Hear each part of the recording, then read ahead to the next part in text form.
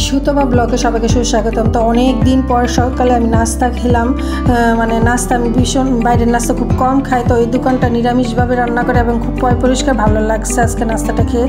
আর আমার দুইটা গাছের ডালা লাগাইছি, খুব টেনশনে ছিলাম যে কোন গাছের ফুল ফুটে। তো দেখলাম একটা সাদা গাছের ফুল ফুটছে, মানে এত আনন্দ লাগতেছে গাছের ফুলটা দেখে, মানে ভীষণ একটা আনন্দ, মানে নিজের হাতের গাছের ফুল, মানে কি ভাবা যায়। ফুলটাও ফুটেছে অনেকক্ষণ পরে ফুটেছে, কারণ রোদের তাপে এই ফুলটা ফুটে। আমার ভীষণ আনন্দ লাগতেছে। ঠাকুর আমার গোপালকে একটু চরণে দিব।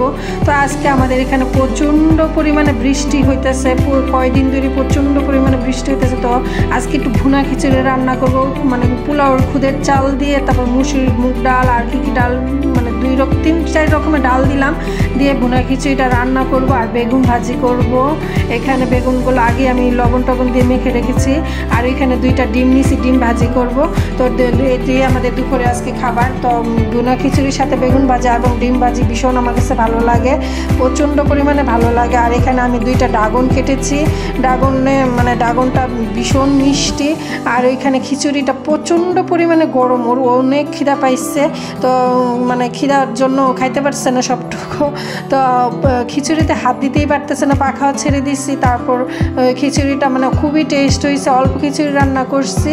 তো ওর কিছু মানে ভাতের সাথে কিছু না কিছু দিতে হয়, খেতে হয়। তো ও ড্রাগন দিয়ে দেবে খিচুড়ি খাইতেছে। এটা একটা মানে আনকালচার মানে লোক, মানে কি বলবো বলার নাই।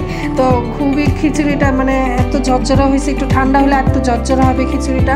তো বৃষ্টির মধ্যে ভালোই লাগে। ভালো থেকো, টাটা।